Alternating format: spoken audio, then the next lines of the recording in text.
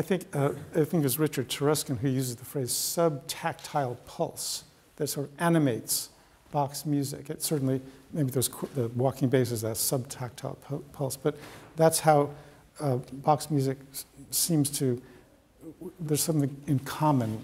And it may also be how Bach has remained with us and is still relevant in the 20th and 21st centuries, that I think more than other classical composers like Mozart and Beethoven, Bach's music appeals to people across, it sort of transcends nationalities, it transcends ideologies, it transcends aesthetic positions.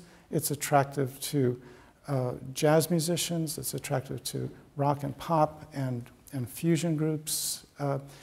And some people pointed to the fact that maybe an element of that is that underlying pulse, which is we respond to rhythm before we respond to almost anything else from infancy. Could that be an element there that sort of makes this music evergreen in a sense? Larry, I think so, but there's another mysterious aspect of Bach's music that is quite different from that of Beethoven or Mozart or Brahms, and that is the fact that it's constantly reworked, it's constantly rearranged. It appears as jazz versions, as synthesizer versions, as orchestral arrangements, and so forth and so on. And I think part of that is because Bach himself did so much rearranging. You know, he would take a trio and turn it into a quartet, or he would take the question is, why does it work? A violin. But I'll get to that. Or he'd take a violin concerto, turn it into a harpsichord concerto. And I've often thought about that. Technically, why does it work? And I think that the reason, one of the reasons, is that it's very sectional, that much of the music is very sectional and very segmented, so that you can take blocks out and rearrange them and create something new. Or contrapuntally, you can add a line or more lines, even to his rich lines, and make it something new. And he did this himself.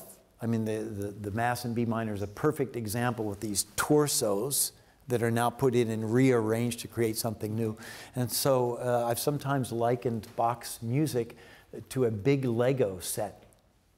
You've got these big compositions, and they're made out of Legos, but you can take it apart and take this Lego piece and that Lego piece and then create something new.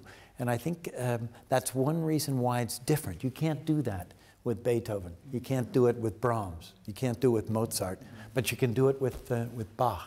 And I think that's what appeals to modern composers.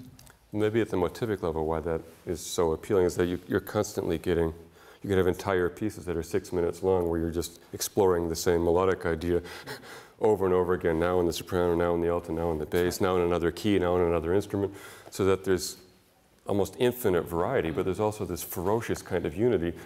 And so that you get more unity than in most and more variety than in most, and so that that makes it really, I suspect that's what makes it really appealing. And that may explain a sort of strange phenomenon of Bach performance too. I've noticed over and over again with our college students playing repertoire, when you play a Haydn piece, if it's not really well played, they say, oh, what a terrible piece. Right? And in fact, the problem is with the performance. You know, it doesn't sound good unless you play it well. Whereas Bach, it doesn't matter if you hear a terrible Bach performance, you go, oh, there's something wrong with the performer. You know, no one ever assumes it's the problem with the piece. And I think it's because the music itself is just so solid, it comes off as successful no matter what it's played on or even whether it's played well or badly. That's right. You know, very and that has something to do with it, I think. And I think, as you said too, Bach lends itself so well to different treatments, I mean, there's like, jazz musicians are naturally drawn to Bach and Baroque. I mean, there's a lot of connection between Bach and Baroque, and Bach sort of being the, you know, epitome, the highest level of Baroque music. I think his music is so attractive to people who like a steady pulse and then can improvise above that, and they use his music as the model. And that's that sort of generating element of rhythmic excitement. I remember hearing about I think it was a high school basketball team in the Bronx or somewhere where they use as a warm-up piece one of the Brandenburg, like the last movement of the third Brandenburg, which is, you know, motoristic, and the kids were just racing up and down the court.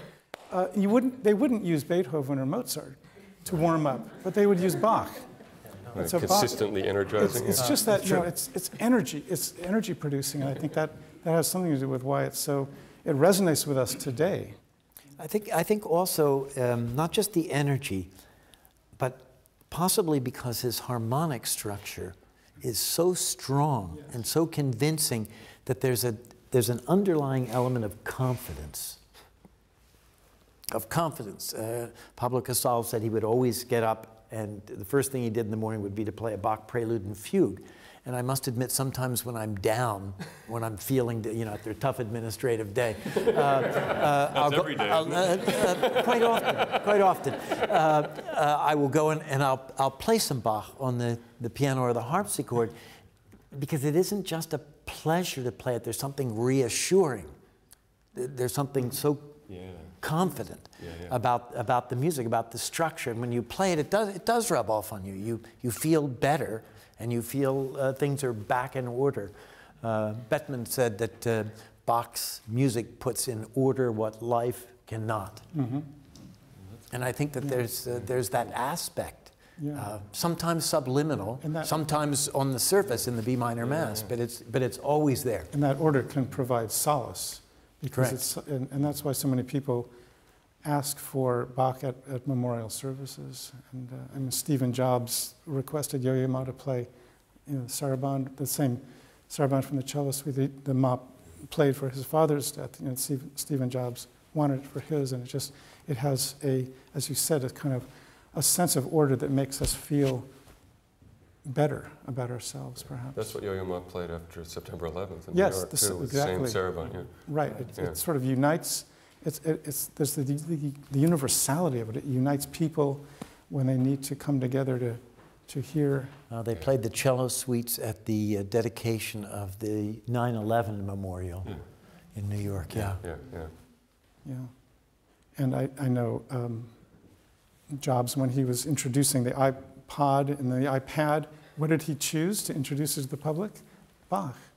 You know, and I think that there's also the element of people intrigued by technology, wanting to go further. Those are the people who are attracted to Bach, because Bach himself was interested in the technology of his day. And maybe there's a connection there as well. You may know, too, that when they sent Voyager out into space, they sent the complete works of Shakespeare and some pictures and so on, and various composers. I think Wagner got one piece, and Beethoven got two, and Mozart got two, but like Bach got the most. Bach got like 4. Yeah. You know? Yeah.